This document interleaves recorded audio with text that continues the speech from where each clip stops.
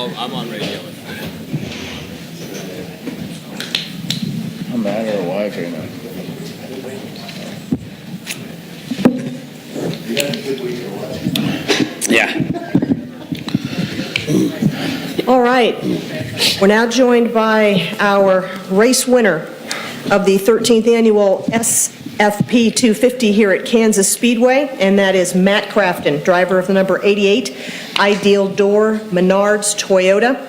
This is Matt's first victory since 2011 at Iowa, his third win in 298 career NASCAR Camping World Truck Series races. I know. Fifth top 10 finish in 13 races at Kansas Speedway, and your fourth top 10 finish in 2013. Matt, you're now 12 points behind Johnny Sauter for the lead, P2 in the points.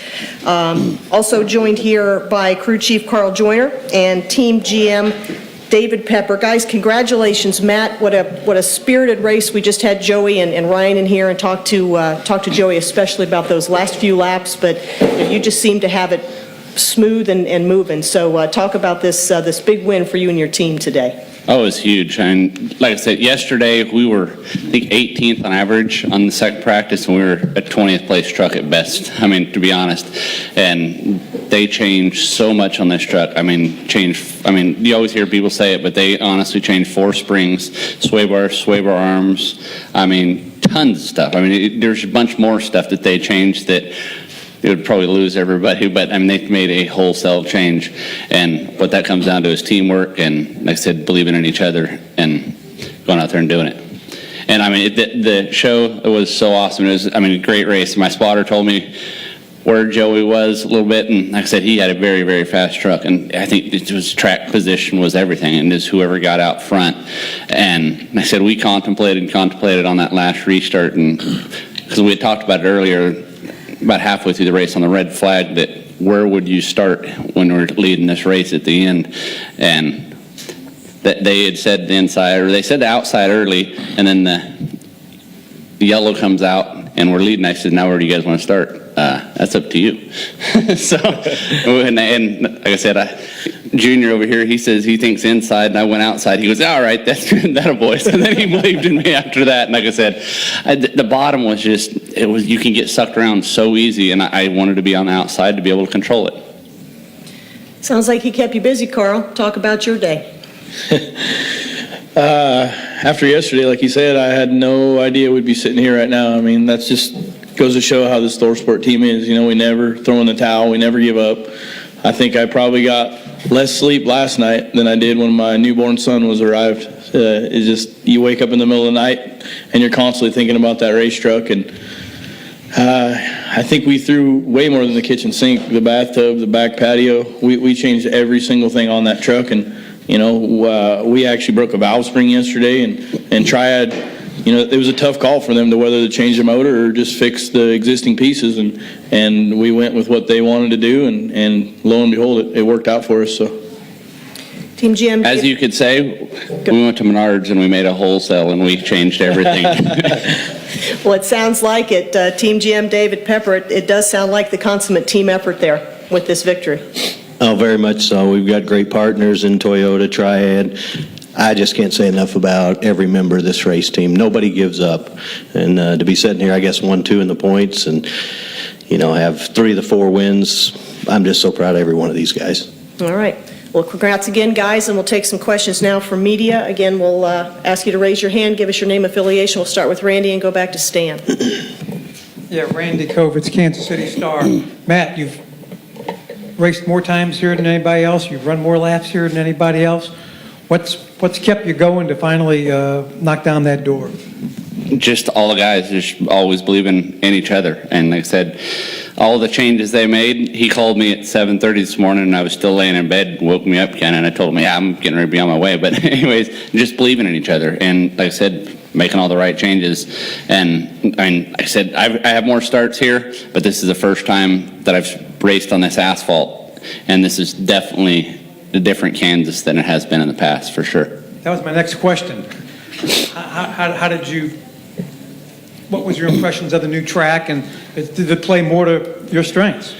At first, I mean, to be totally honest, I wasn't a real big fan, just because everybody was around the bottom. And about halfway through the race, people started moving up, and you started to get in a second groove. And you could, I mean, it wasn't easy to run side by side, but you could run somewhat side by side, and that's what was really cool about it. I'm sure tomorrow in the Cup race, these guys are really going to move the second lane up, probably a little bit higher yet. Stan Creekmore with RPMtonight.com. Matt, you're sitting out there, you're in front, but every lap, there's that second place where you can easily see him. Okay, how close to the edge were you to giving him some kind of a chance to pass you? How hard did you really drive that truck on those final laps? I mean, it was 120%, and like I said, I knew he was there, and he had a very, very fast truck, and said, it's awesome to race with Joey, and I know that he wasn't going to be one of these drivers that was going to go in there and do anything stupid and run in the back of me or try to do a dive bomb and try to take me out or do anything like that. I mean, he's a great race car driver as well, and I think it was just all about track position, and just, I said he could get a good run on me down the straightaway and suck me up in the draft, and I just kept moving around down the straightaway just trying to break the draft so he couldn't get that run. And then I think what really helped us right there at the end, my spotter told me that he had moved up a little bit in 3 and 4, and I was so afraid to move up because if I slid up off, in the second groove and then he got run on me, I knew he was going to be there. And we went by a lap car, and it stuck with me up there, and I'm like, okay, it will work up here. Any further questions downstairs? Kenny Bruce. Kenny Bruce with NASCAR.com. Matt, a couple of guys talked about tires and talked about side force out there, and you just mentioned the race being, track position being really important. Is there an issue with the amount of downforce and side force on these trucks now? Absolutely not. I mean, all that is a product of is just, it's new asphalt. And Goodyear is stuck in a box. They can only make the tire so thick because if they make it too thick, and at the beginning of a run, they'll generate too much tire temp and it'll blister, and then they chunk apart. Like I said, I've seen it here in an ARCA race last year and stuff. You could run 10, 15 laps and they were coming apart, their tires were, because they're too thick. And Goodyear has to build a thin tire, hard tire that's going to last a 50-lap run or a 45-lap run where you're going to run that hard. So Goodyear's stuck in a box. I said the tire has grip, but it has to be thin enough where it's not going to, can't wear that much. And and then you get people side by side. And I said on the one restart when I started on the bottom, then, like I told them, I said I have to redeem myself on that one because I said I seen how many had busted their butt. The best in the business. Kyle spun off of 4, right in front of me, and I kind of got stuck in a bad position. And I said I'm just gonna bail out of this one and regroup. And like I said, I had to make it up to him at the end. Got a follow-up from Stan? RPMtonight.com again. Carl, as a crew chief, at what point in the race did you decide all the risk I took, all of the changes that we put into this was the right direction, that I'd made the right decisions? I don't think you ever know till the end. We all the way up to that last pit stop, we were working on it, tenths of pounds of air. That's just how sensitive these things are to adjustment.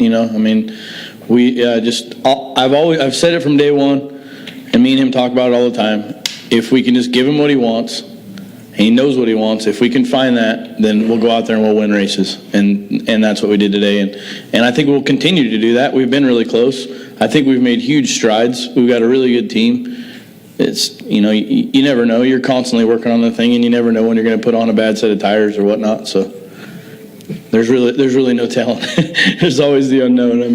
You'd like to think you could do that every week, but it's definitely tough. We've got a lot of good competition out there, so. Randy, you have a follow-up? I have a two-part question. One, tell me about that 7:30 in the morning phone call. What'd you tell him?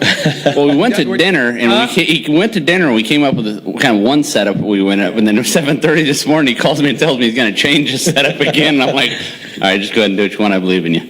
With the new pavement and the speeds that we had here, a lot of guys were, doing what we call trimming them out. trying to go a little bit faster in a straight line and maybe giving up a little bit of downforce. And for some reason, we just couldn't get a handle on it yesterday. And so last night at dinner, I don't ever want to say we were throwing in the towel, but we were thinking about going back to our original 1.5 mile package that we'd been pretty good with at the end of the year. Homestead, Vegas, we almost won. And I don't think we were quite ready to give up on that yet. So we kind of met in the middle. And it was really good to fire off, and Matt can adjust his tire blowers to what he needs to get down in the corner. We can adjust air on pit stops, and I think we had good strategy.